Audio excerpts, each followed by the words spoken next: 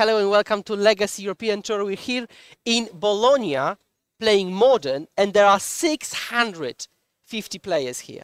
That's a large amount, yeah. That is a lot of players. Everybody's excited to try the new cards. Any cards you're excited to see?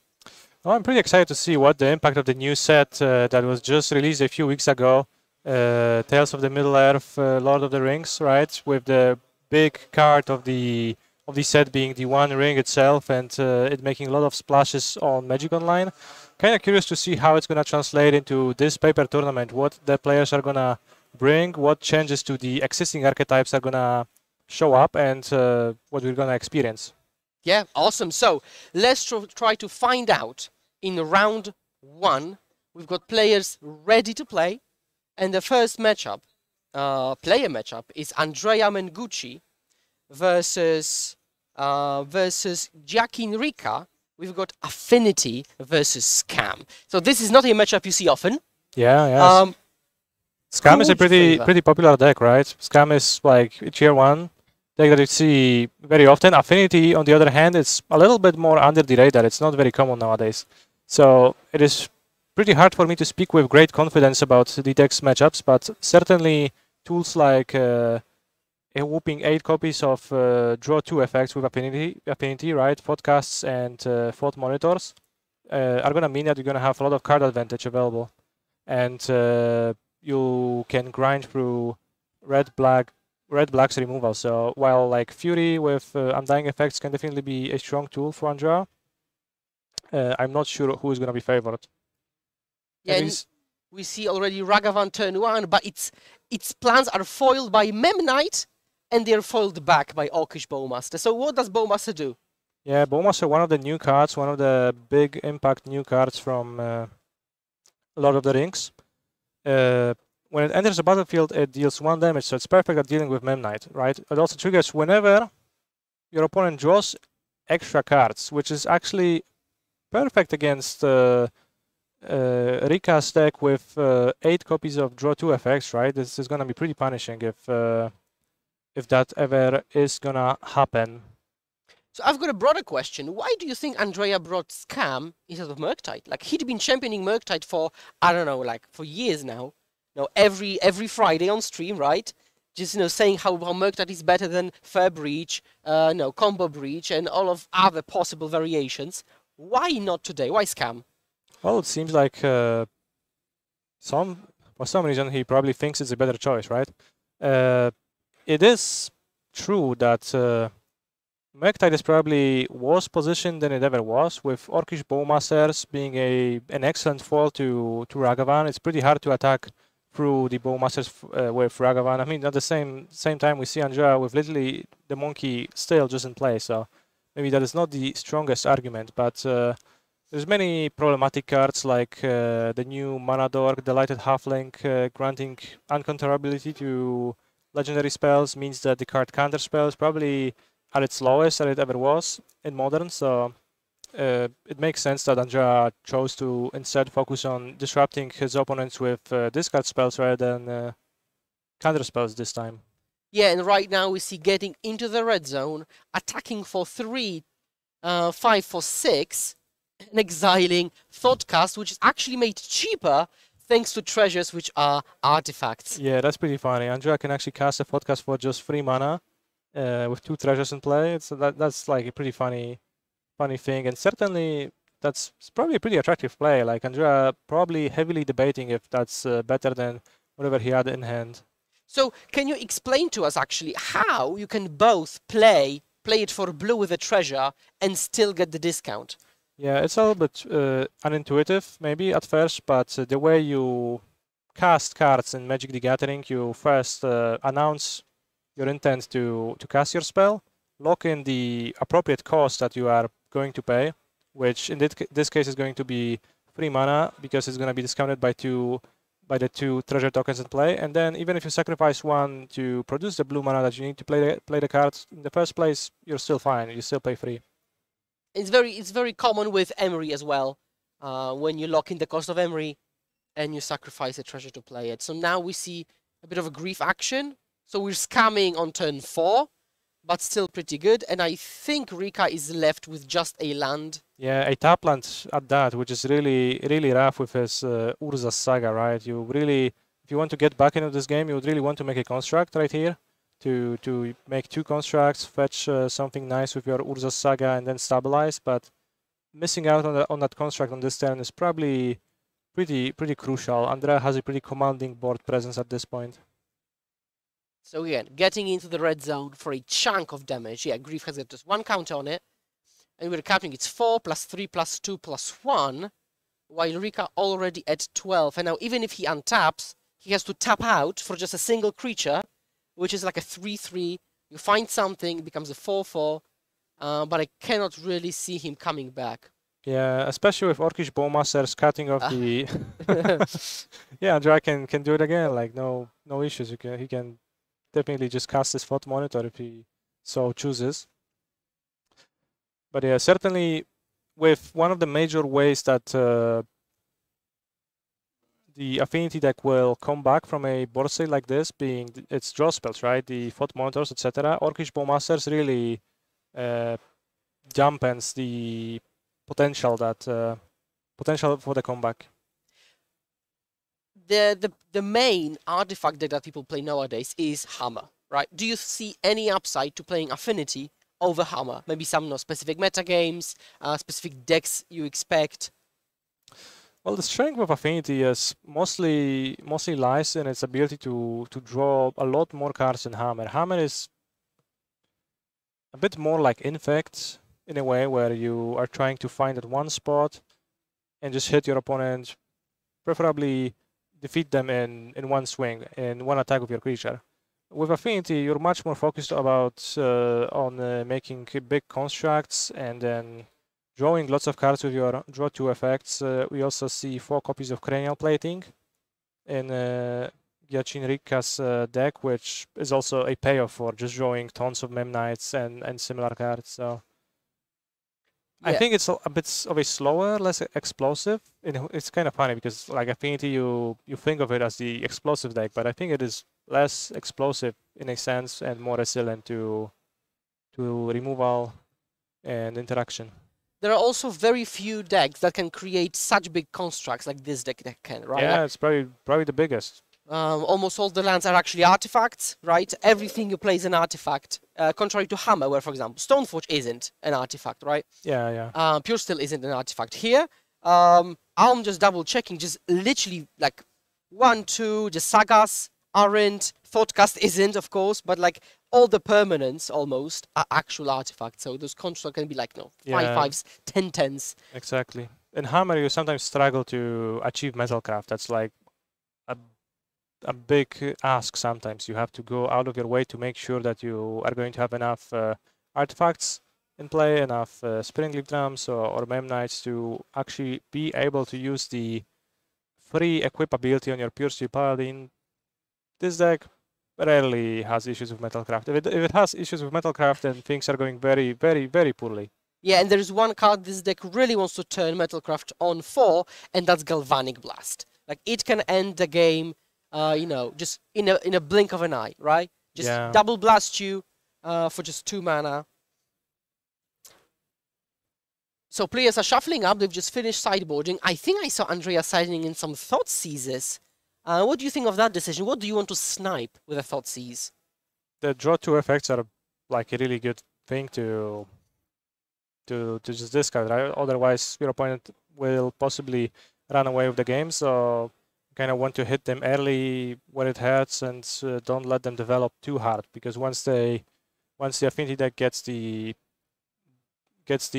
game rolling, then it could just never stop. You could just keep drawing and drawing your draw 2s, right? All of your cards are drawing into more of those Thought Monitors. There's more 2/2 flyers. You draw more cards. You find more Thoughtcasts. You keep going. So stopping that early and reducing the amount of resources that Gianluca has available will play well for Mangus and probably fit Mangus' plan.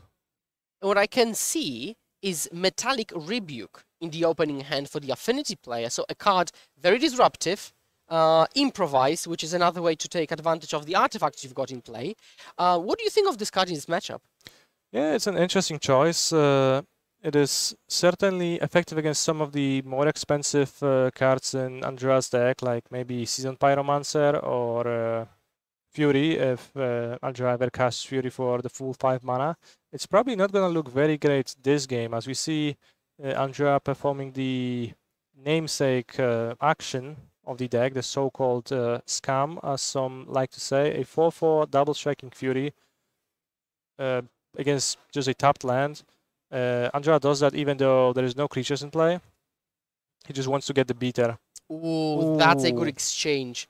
Memnite, turn on Metalcraft, and kill Fury, essentially getting rid of 3 cards of Andreas, right? Yeah, that's such a big punish because Andrea now just is so low on resources, right? After spending 3 cards on turn 1.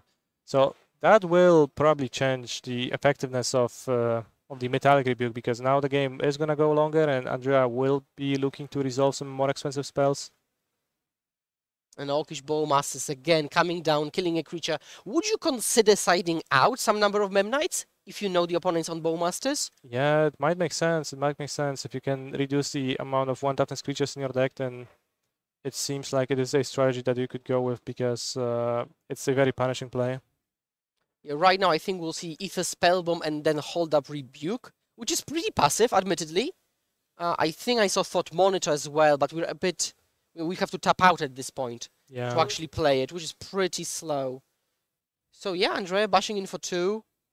Now the clock isn't great. It's still 10 turns to close it down.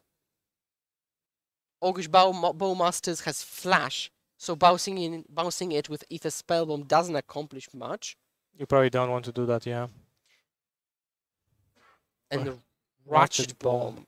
Okay, what do you want to kill with Ratchet Bomb in this matchup? Like, you cannot, like, even though most of the spells are played for free, right, because they have affinity, they actually don't cost 0, right? They cost whatever is in the top right corner. So, Sojourner's Companion still costs 7. So, I don't know. Well, Memnites? the big example of cards that Omnithopters? you want to get rid of with Ratchet Bomb is actually not a card. It's the tokens, right, from Urza's Saga. So it's just a variant of engineered explosives, I guess, that is going to deal with the constructs at the time of your choosing and is going to let you beat Urza's Saga more feasibly. So let me flip the question then. Why would you play Spellbomb in the sideboard and not explosives? Well, that's a good question. I'm not entirely sure about the reasoning right here, but the immediate benefit that comes to mind is that Ratchet Bomb is just kind of costed differently, right? You pay upfront and then you get the liberty to use it at any point in the game. You get to choose an opportune moment. You don't need to keep your mana up forever for the like you have to do with the explosives. So for example, against Rhinos, where an engineered explosives effect is also great, then you are also looking to... You're also happy to not have to keep up your 2 mana forever, but be able to use it for no mana after that initial investment on turn 2. Yeah, so you're basically pre-paying so that you don't have to pay later. That makes perfect sense. And right now we see Hardcast Grief. So basically we're turning into this kind of Rakdos mid-range deck, right? Yeah, you yeah. just play the 2-drop, play a 4-drop, and now Jackie Rika is in trouble, I'd say. No. But what happened a turn ago was that Jackin has put a Thought Monitor on top of his deck with Academy Ruins, a nice piece of technology, pretty interesting piece of technology. So he probably is going to cast it. The thing that he's probably thinking about is the Orcish Bowmaster's presence on the battlefield, making it a little bit of a less attractive proposition, right? The 2 damage is probably going to immediately shoot down the monitor. 1, 2, 3, 4, 5, 6. Okay, 5 artifacts, yeah. So it costs 2 mana. We draw 2 cards. Bowmaster triggers twice. We see Andrea growing his Orc army and dealing 2 damage to the Thought Monitor. And what's going to be the follow-up? Springleaf Drum. Yeah, so it is possible that maybe you shouldn't have even put the card on top of Academy Ruins, right? And maybe hope for something better. Although, what could be a card that is better? It's a Yeah, difficult spot nonetheless. the way the deck is built, you probably don't have cards that are like better top decks than Thought Monitor, but Orcish Bowmasters again just kind of putting a big making it a big of an issue, right? You kind of it's much worse for you. Okay, so Urza's Saga comes down, and that could be a way to maybe come back, but it's really slow, right? So even though the constructs are going to be huge, and they are going to be very huge, you're still staring down a 3/2 menace creature, a 1/1, and a 3/3 army. And Yeah. Andrea has a card in hand and a draw step, so pretty precarious position for our affinity player there, already down a game. Yeah, it's gonna be pretty slow, right? The Saga. Playing the land before the Thought Monitor on the previous turn actually maybe cost Jack Enrica a little bit here because he wasn't able to play an Urza Saga on the previous turn, right? He started with a tapped bridge, played the Thought Monitor. It makes sense to play the bridge, right? You cheapen your Thought Monitor, so you have more options with what to play, but with the cards he has drawn, it ended up actually punishing him.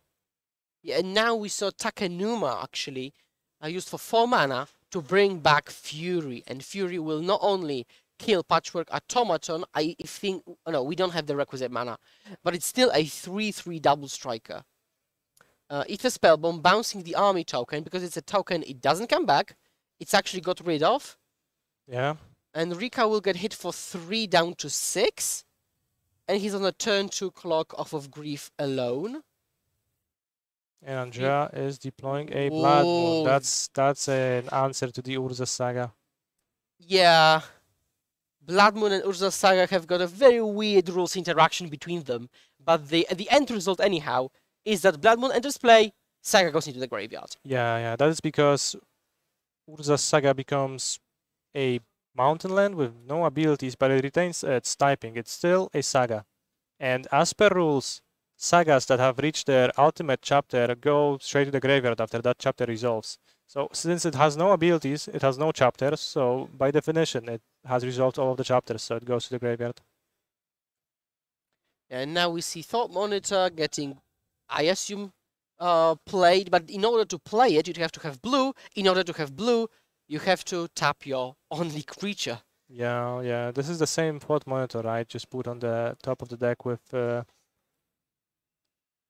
Academy Ruins, which now is a mountain it used not to be, of course, right before Blood Moon dropped.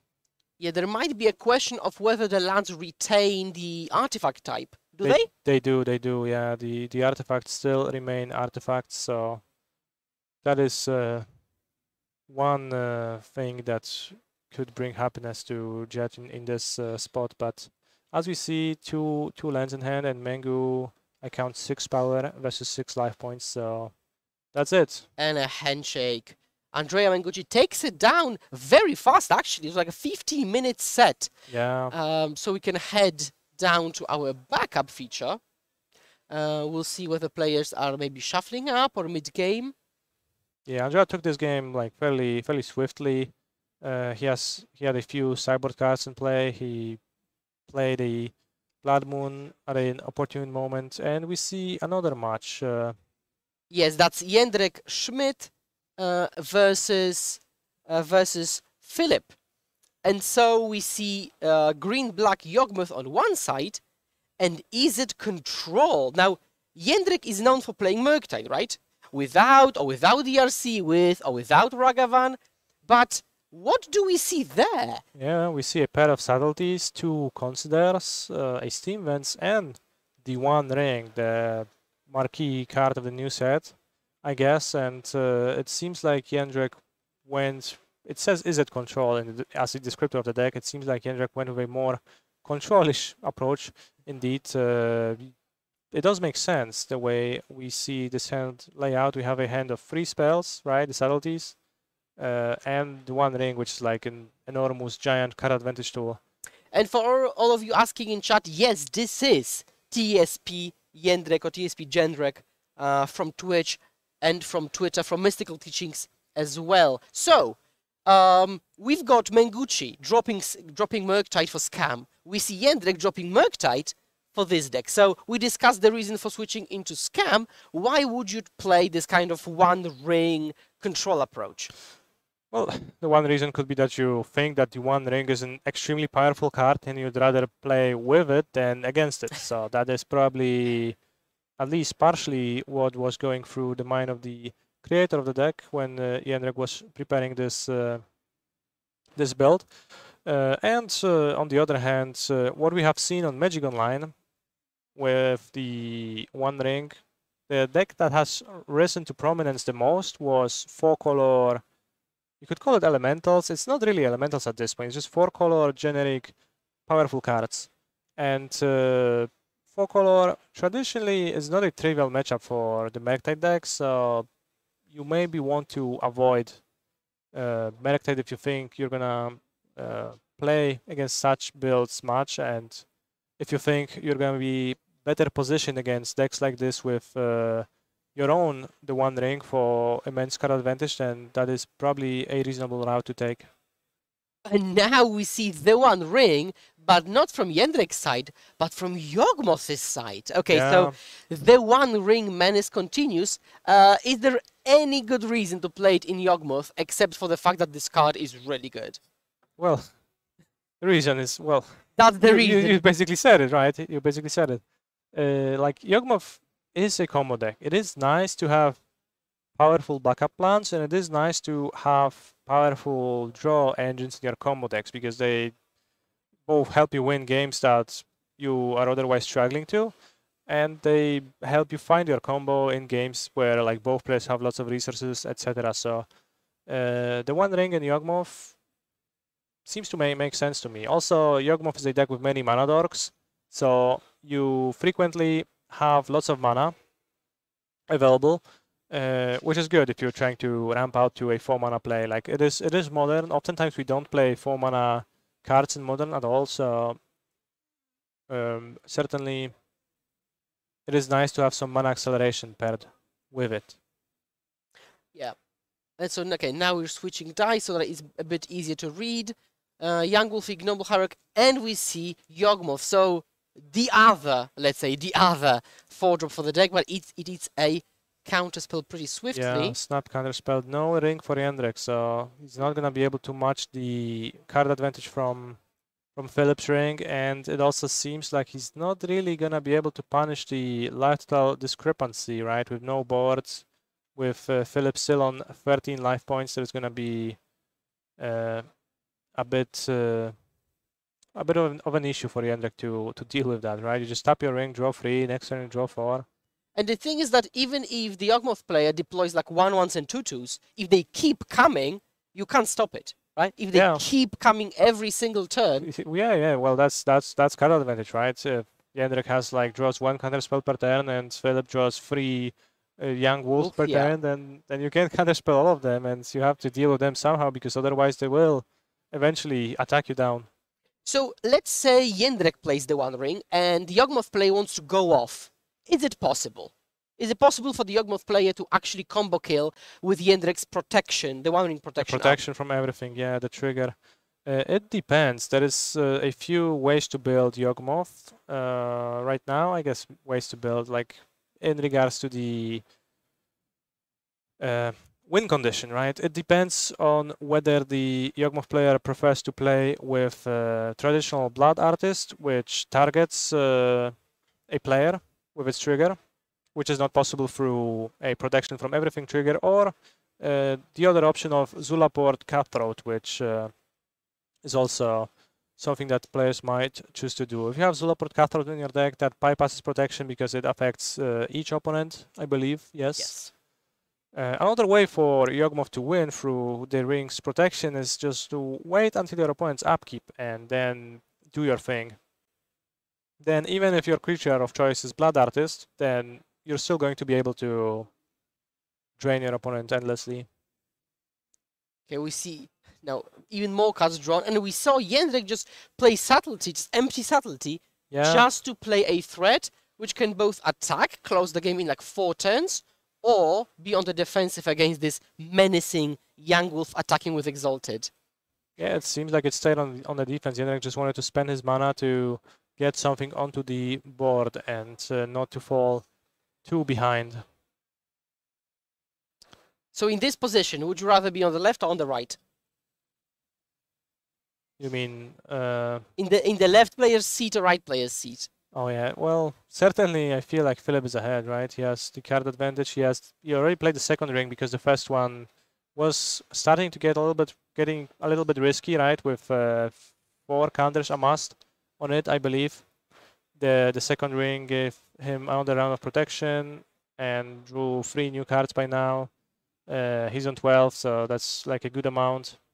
Yeah, now we see Grist getting tutted out, because as it says, it's a creature when it's not on the battlefield, so it meets the condition of Code of Calling finding a creature, even though as soon as it hits the battlefield, it becomes a strong planeswalker, now killing Subtlety. Yeah, a very strong tool for the Yawgmoth deck to be able to find a planeswalker with all of the Chord of Calling, Eldritch Evolutions effects. Yeah, and it even circumvented Subtlety. Because if you had actually cast Grist, it would have got Subtlety, but right now it doesn't, and we see Pylon. Pylon.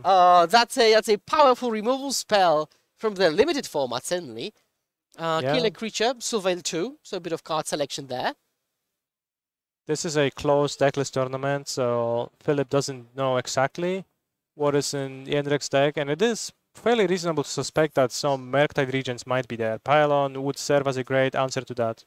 Yeah, especially if you know Jendrik in any capacity, right? If you know his like tweets, you know what guides he writes, so he would absolutely expect to see Murktide Regent. But it seems Jendrik was up a game, so we're going to game 3. Now the players are tied. Philip just rode the 1 ring to victory and just wasn't able to be stopped, right? Ever since the ring dropped, he was just drawing so many cards, and Jendrek's deck could barely keep up without a ring on his own. And this list seems pretty similar to the one that Zerk won one of the challenges with, right? Which was Yawgmoth, including a lot of Lord of the Ring cards. I'm really curious to see if there are like Delighted Halflings and or Orcish Bowmasters as well in this Yawgmoth list, to see if this is the ultimate Lord of the Ring adaptation of the strategy. Yeah. Players shuffling up. I don't think they're changing any cards now, even though they now switch being on the play or on the draw, so they should be happy with their composition. Now, the One Ring, I think, might be a bit overrepresented, because people just want to play with the new toys and actually see if they're worth it, right? If you don't play with them, you won't know. It's a new card, so it's also colorless, so it literally does fit into any archetype you could imagine. Or rather, you can put it into any archetype, and then the question of whether it actually fits or not is to be determined by playing, by experience, and by seeing how it behaves in games. So no wonder that people default to trying it out in lots of different shells, as it is obviously powerful and also colorless. Yeah, it's not without a cost, though, because the bar for 4 mana sorceries in Modern has always been high. No, Jace barely made the cut sometimes. Yeah. So it might actually spawn a number of archetypes that want to prey on it, right? Just kind of very low to the ground decks that say, well, you've got your 4 mana sorceries, I don't care, I'll try to kill you as fast as I can. Well, in a way, but it's also pretty hard, right? Some of the, Jendrek's deck is a ring deck, but it's also just seems to be all counter spells and removal, so how early can you kill somebody through that? It's gonna take a while. Oftentimes, the Yawgmoth deck with the 1 ring, it uses mana dorks to accelerate the ring earlier, and it also is excellent at calming down the ground, so it doesn't really die to beat down early in the game, maybe to combo decks. You see Delighted Halfling, so let's see if Jendrek has a removal spell for that, or if he's trying to keep up counter magic. So Delighted Halfling is actually a card that I think fits this deck particularly well, because you actually take advantage of the mana of any color and legendary spell being uncounterable. What are some notable legendary spells that could be uncounterable in this deck? Grist and Yawgmoth, the namesake card. So you're very happy to make those uncounterable. But I also want to bring attention to the card that Jendrek has played to answer the the Halfling, right? Voltaic Surge. You might know this card from Kamigawa Neon Dynasty Limited. If you haven't played that, then it might not be a card you're familiar with, but it deals 2 damage to a creature, but then you can also sacrifice an artifact to make it 4 damage instead. And what artifact is Jendrik looking to sacrifice? Well, probably his rings once his life total gets too low. Yeah, and Pretty now, interesting inclusion. yeah, now we see Fury pitch Fury to trade 1-for-1 with Wall of Roots. I assume the reason is that you don't want to get 1 ring this turn, because that would be the alternative. One ring or Yawgmoth. He probably just wants to untap with 4 mana. We don't see Jendrik's hand, but maybe he just wants to deploy a ring on his own. But yeah, Jendrik's playing like, no, Shota Yasuoka style, very fast, very crisp. Bam, bam, bam, trigger. You see this 4 plan that was deployed? Oh, yes. Yes. Minamo. It's Minamo. School at Water's Edge. I might be making up the name, but no, it is School at Water's Edge. Exactly. It's untaps your. It has the ability to untap your legendary permanents, which actually pairs up very well with the ring, as you get to draw many cards. And even though Philip is also deploying a ring on his own, his ring is only gonna draw 1 card per turn. Jendrik's is gonna draw 5 cards the next turn if he's willing to spend 2 mana on Minamo untapping it. Yep. Okay, so now take a draw. Now, to be fair, it still costs like half the turn for Jendrik, right? Because he has to tap 2 out of 4. You see, no hesitation. So yeah, it immediately refill. Cleanup coming, I assume? Okay, bold, bam, bam. Okay, he knows his stuff. He knows his stuff. And pass the turn, no cleanup needed. Probably 7 cards, if I have to imagine. So next turn, you take 3 damage, you draw 4, and then you draw 5. So you draw 9 cards if you want to. You probably don't even do that because that seems like an overkill, and the mana is probably more valuable at that point. But yeah, you have the option to do so if you really want to dig for something. At the same time, you have to deal with like Philip's cards, right? And he's also drawing a lot of cards with the rings. So it's gonna be an interesting game. And you cannot really trade 1-for-1 sometimes because Young Wolf requires 2 pieces of removal, right? Yeah. If Jendrik could, he'd much rather have just like a 2/2 zombie now on the battlefield to be able to block those things. So I assume some subtlety is going to be coming. Now, 2 Furies have been played already, so it might be difficult to deploy that. I'm not sure if there are any more in the deck list. Yeah, I'm not sure either. So subtlety might be the way to roadblock the attackers, but what's the end goal, right? So you're in this position, you're Jendrik, right? You're drawing as many cards as you want, so that's not the bottleneck. So what's the plan, actually? Oh, Orcish Bowmasters. Well, it's probably gonna get answered, but it certainly has to be answered because yeah, it will be 4 triggers.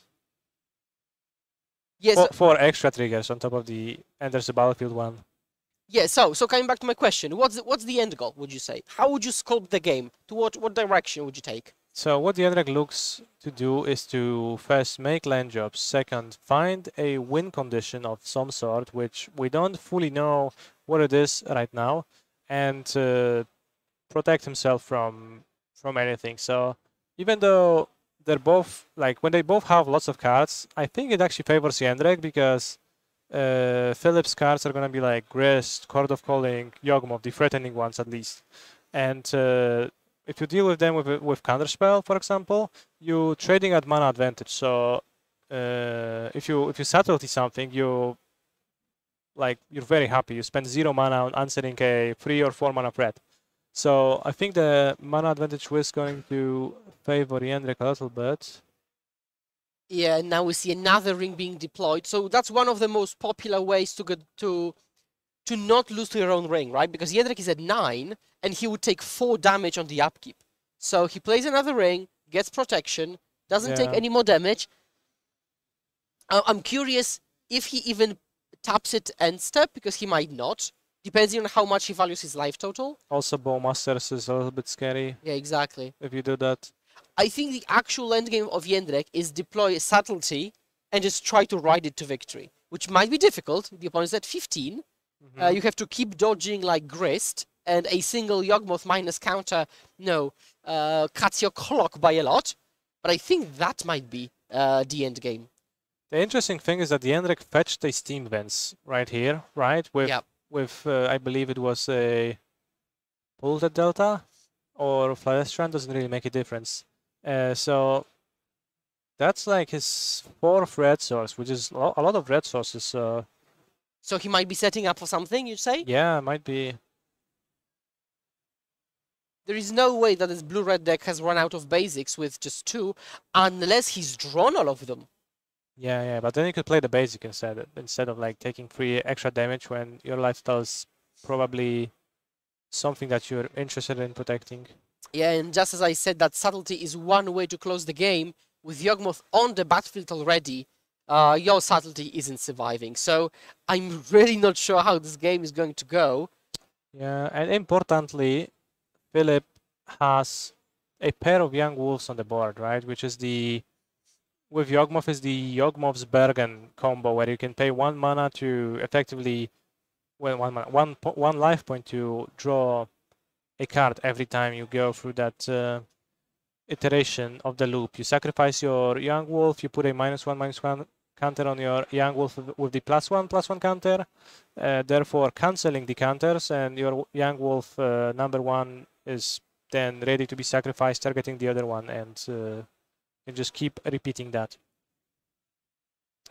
So you can draw a lot of cards this way, and there are Blood Artists or Zulaport Cutthroats in the deck, so we're gonna see what happens now.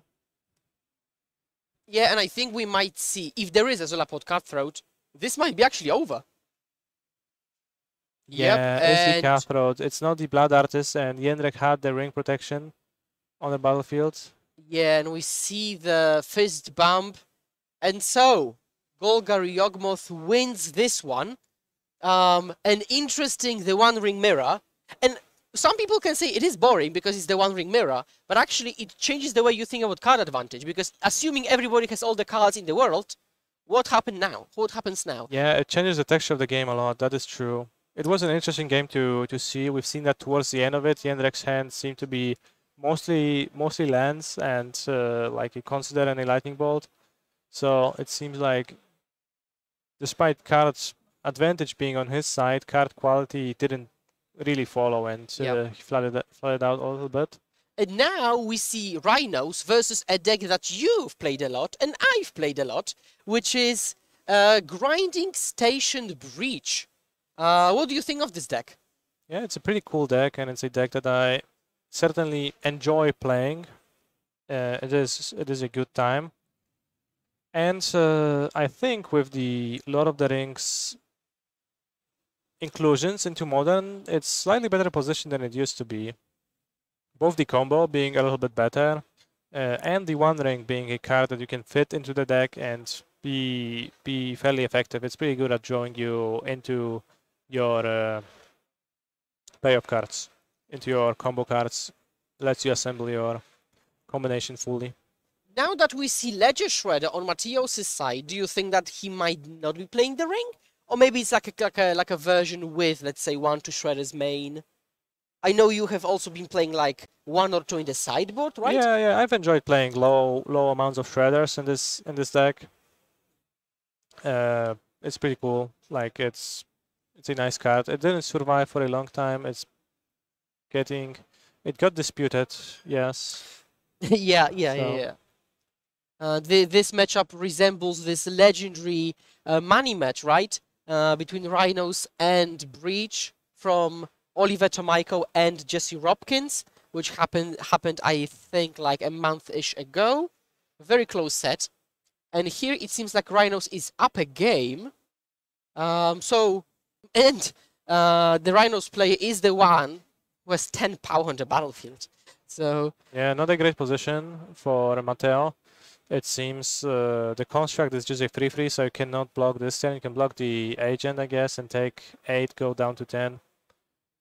Maybe with the second construct and some extra tools, you can keep yourself alive. Another option is to try to find or deploy Underworld Breach and just combo off with Station Mox Amber. Right now, even engineered explosives can really nicely clean up. Certainly, your second pair of Rhinos is a lot of power. I found one issue when playing against Rhinos, and that's when you go for Breach and you've got Spell Pierce, they just say, okay, alternative cost play Force of Negation, having the rest of the mana up, and you just can't really fight back. If somebody taps out for Force of Negation, yeah, easy, no problem. Dispute Force or Spell Pierce. Yeah, it happens a lot. Certainly, Spell Pierce has its shortcomings in the matchup. Not always easy to even nab the Rhinos. Even though it's like a 3 mana card versus your 1 mana Spell Pierce, it's not always trivial to keep it up. I can see Matteo, I think, requested to just kind of study the cards in the deck a little bit more. It informed him what hate cards are played, and it's Mystical Dispute, it's Force of Vigor, of course Force of Negation that stayed in. We've seen Endurance too in the pile. Yeah. So actually plenty of hateful cards. True, true. Almost all of them can be played either for 3 or for very cheap. Yeah, and Bova has 2 mana up, which could be used to pay for the theoretical Spell Pierce if that that happens. Yeah. So one way to circumvent that could be maybe Flusterstorm. You play, let's say, a 0 one more time, Breach, Fluster, that Force of Negation, so that could be a way. Yeah, that is a lot of speculation though. We're gonna see what is in Matteo's hand and what place is he going with. Not making a construct indicates it's probably a sign of strength, right? Because it indicates that you have better plans for this turn, that you're gonna do something that's more powerful than just making a construct. And also, I guess, if you make a construct, you kind of consign yourself to getting defeated by those Rhinos. There is 20 points of power on Gianluca's battlefield, and you have 10 life points. So I mean, it's pretty rough otherwise. So you're also pretty vulnerable to cards like Petty Theft, Dead Gone. So now, mana floating. Okay, I think Teferi might be coming down. Also, Teferi into Breach might be the play. That's awesome. That's a great sequence. Right, so now you're not protecting with a counter spell, just playing 2 things that have to be countered. Which is another way to go about it. Because even if Teferi... So if Teferi resolves, Breach resolves, naturally. If Teferi doesn't resolve, the Rhinos player has used a counter spell, so probably Breach resolves. So that's... Also, Teferi matches up well against Endurance, where it just entirely shuts it off, and there is no funny stuff that the Endurance can do any longer once Teferi is in play. So that is certainly a nice aspect of it. Yeah, so we'll see what the Rhinos player can do here. Now, we don't even know if there is a breach, right? That's all speculation. So Teferi... Oh, no, we've seen a breach. At least I did. There is a breach and Matteo's hand, yeah. Oh, I didn't catch that. Oh, okay, so that makes a huge difference. And if Matteo is able to win this one, we'll be going to the 3rd game, actually. So at blue, I assume blue. Yeah, also assume that placing the dice on the Teferi means that it has entered the battlefield. There's still one thing that Bova Gianluca could have access to, and that is Boseju. Who endures, Who endures, yeah. Which would be a way to interact with the Underworld Breach.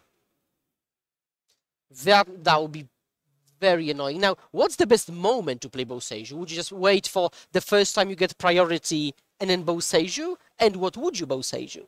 Station or Breach? Oh, you probably Boseju the Breach, right? Because that cuts off the other options. There is no instance in Matteo's graveyard currently. And you just want to get rid of Breach because that is the important card to combo off. If you Boseju the Station, then Matteo just lets that happen, fetches his land, and just replace the station from the graveyard. So that wouldn't actually work, I believe. But actually, I think I saw Dead Gone and 2 blue cards in the Rhinoceros player's hand, so there is no Boseju. So I think we're done, and now Matteo is just presenting the loop. And he's just saying, I will keep looping the station and the Amber, milling my whole deck, adding blue all along the way, and then at some point I'll cast Tassa's Oracle. I mean, at some point, when the library is empty, I'll cast Tassa's Oracle. The quick version of it is that you just show the opponent the whole deck, they are able to look through it, and you win.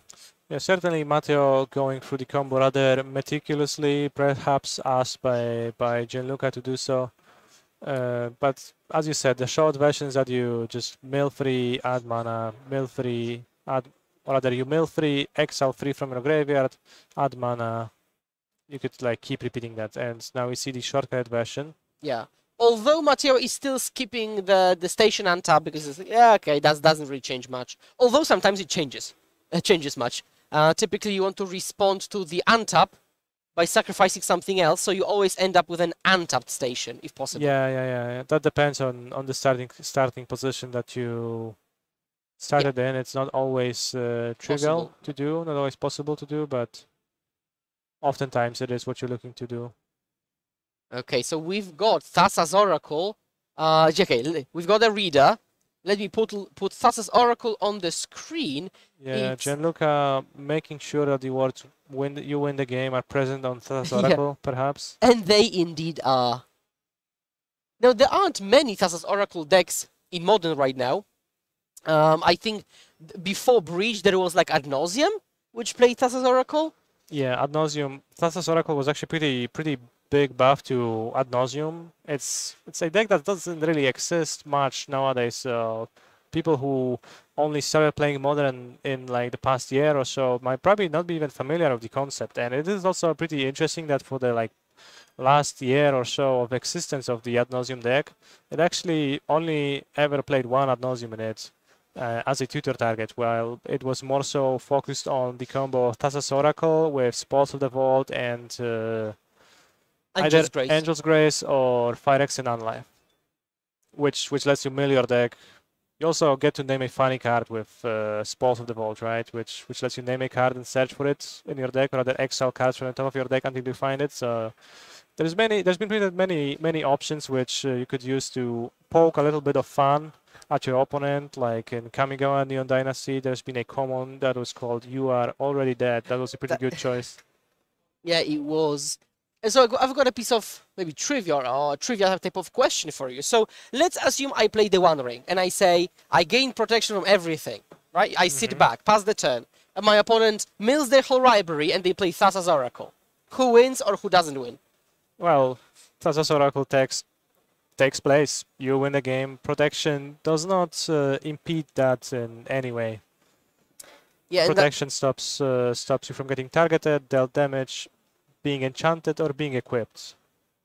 Yeah, or blocked. So I think that's all. If Thassa's Oracle said target player loses the game, then the ring would help you. Then the ring would help you, but that is not the case. Thassa's Oracle grants the win to the controller of it. Pretty rare distinction, but it does come up. I guess it does come up in multiplayer formats a bit more by the nature of things, but certainly it is also the case here that a player winning versus target player losing could potentially make a difference.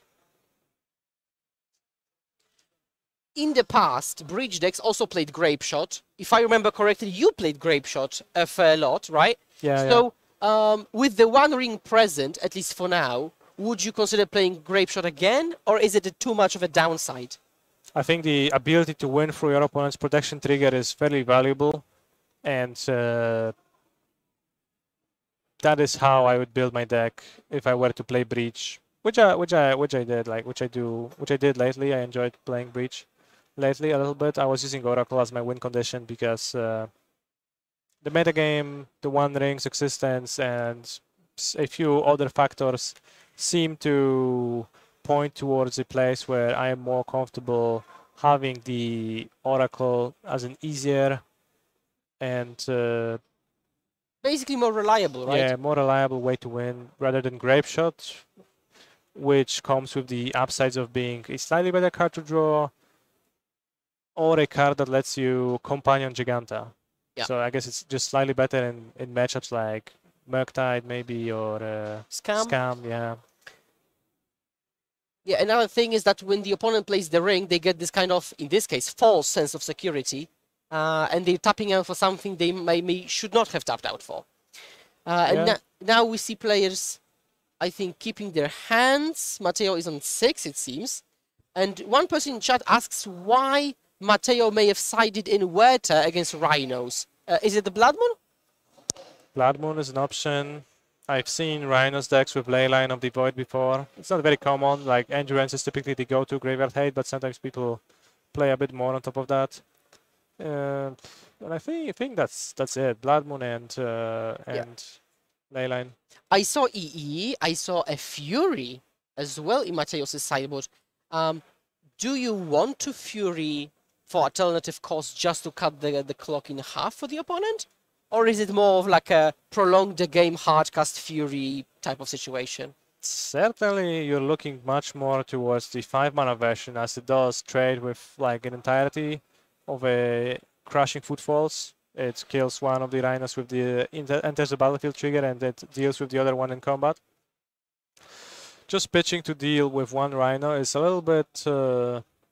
It's very costly. It's not even a little bit costly. It's just very costly. You spend 2 cards to answer a half of your opponent cards, if even that. There is also the Charlotte's Agent sometimes staying on the battlefield, so certainly not looking to pitch. Okay, now I think we're seeing a very cool play, which doesn't look cool, but is pretty cool. So why would you not crack? Okay, maybe in other words, how does your fetching pattern changes if you know the opponent is on fire ice? Exactly. That was Matteo paying